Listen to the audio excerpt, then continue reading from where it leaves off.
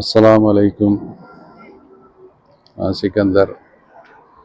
இந்த மஸ்ஜிதை பற்றி நம்ம சகோதரர் ஒருத்தர் கேட்டிருந்தார்ல, அது பாருங்கள், அந்த ப்ளூ கலரில் வந்து இருக்குல்ல, ப்ளூ கலரில் வந்து ஸ்க்ரீன்லாம் போட்டிருக்காங்களே, அதுதான் வந்து அல் ஜன்னா மஸ்ஜித்.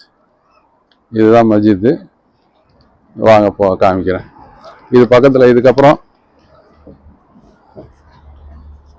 அல் ஜன்னா மஸ்ஜித், அது பார்த்தீங்களா, அதுதான் ரோடு கிராஸ் பண்ணி ஆப்போசிட்டில் தான் இருக்குது. இது வந்து இங்கே ஸ்லவ்ல இருக்கிற இது மஸ்ஜித்.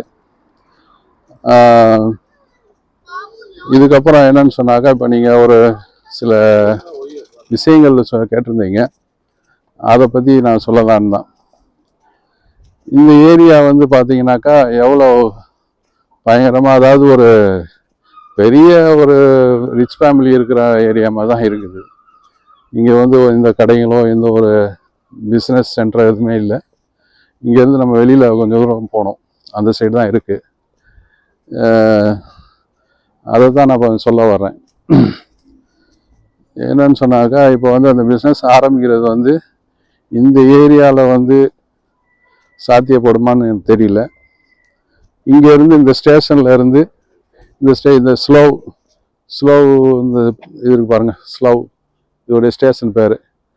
இது வந்து இங்கேருந்து வந்து இந்த சைடு ஒரு 5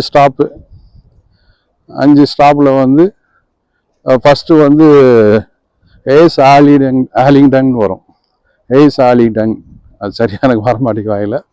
ஹேஸ் ஆலிங்டன் அந்த ஸ்டேஷனில் தான் வந்து இந்த ஏர்போர்ட்டுக்கு போகிறவங்க எல்லாம் மாறுவாங்க. அதுக்கு அடுத்து பார்த்தீங்கன்னு சொன்னாக்கா, ஒரு இது சவுத்தால்னு ஒரு ஏரியா இருக்கும். அந்த சவுத்தால் ஏரியாவில் நீங்கள் நிறைய இந்தியன் பீப்புள்ஸ்லாம் நிறையா இருக்கிறாங்க. அது ஏறக்குறைய பார்த்தாக்கா அவங்களுக்கு வந்து ஒரு டெல்லி பாம்பே மாதிரி தான் இருக்கும் அந்த ஏரியா.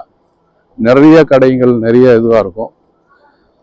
அங்கே தான் வந்து ஒரு பிஸ்னஸ்ஸு, ஒரு ஃபுட் ஐட்டம் இதெல்லாம் பண்ணுறதுக்கு ஒரு சாத்தியமாக இருக்கும்னு நினைக்கிறேன். அது ஒரு நாளைக்கு நான் போகும்போது உங்களுக்கு வந்து அதை வீடியோ எடுத்து நான் போடுறேன், இன்ஷா அல்லாஹ். அஸ்ஸலாமு அலைக்கும்.